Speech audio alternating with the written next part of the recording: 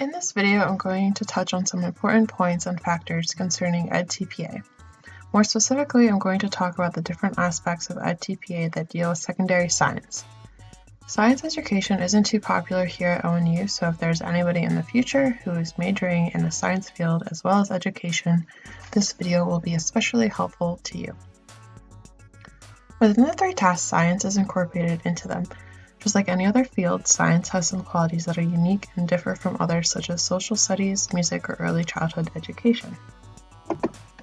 The first task deals with central focus. The central focus is extremely important because it's what your learning segments all deal with. The central focus is a description of the important understanding and core concepts you want your students to understand. For your lesson plans, they all have to relate back to this one specific central focus.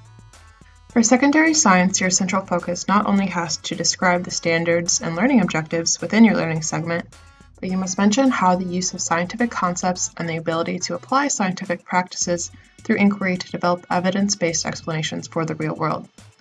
What this basically means is that you have to take science concepts that are taught in the classroom and have the students inquire how these concepts are related to the real world.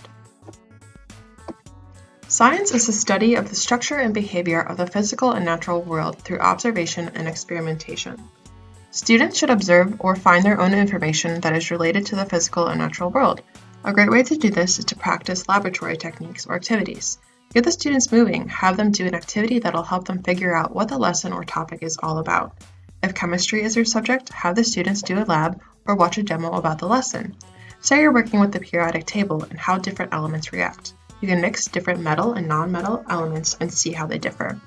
If your topic was the laws of motion, there are many different labs that show these laws so the students can be the ones demonstrating them. It is also important to relate the topics of the classroom to the real world. If talking about the characteristics of life or the classification of different animals, give examples of species in their habitat.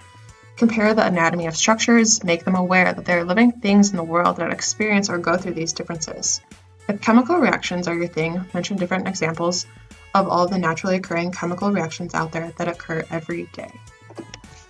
Another important concept of science and EdTPA is the academic language portions. You have to choose one of the following words to focus on in your commentary. Those words are analyze, explain, interpret, and the phrase justify with evidence. You should include in one of your learning segments an area where the students can practice using the chosen word. You could use these words in a question during a discussion or an assessment, which when you think about it, these words are used in the science classroom from the very beginning of the year, so this part shouldn't be that bad. Just make sure your class understands these words and uses them in the classroom.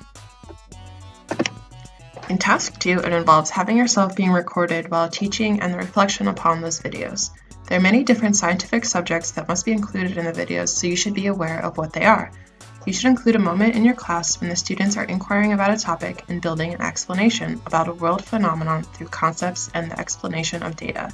You will need 2 video clips for this. The first video clip should include the students to construct an explanation using investigation. Basically have them actively engaged in thinking about and analyzing data, whether the data is given to them or they found it themselves. Get them thinking about it and have them draw conclusions. In the second clip, you need to show how you facilitate your students' organization and analysis of the data that was inquired. How did you help them reach their understandings? For example, you could show a classroom discussion after an activity where you asked them questions that allowed them to think critically about the data given to them. In conclusion, you shouldn't have lessons or videos with you lecturing to your class the whole time. Get the class moving and have them analyze information and reach a conclusion about a topic. Hopefully this all helps. Thank you.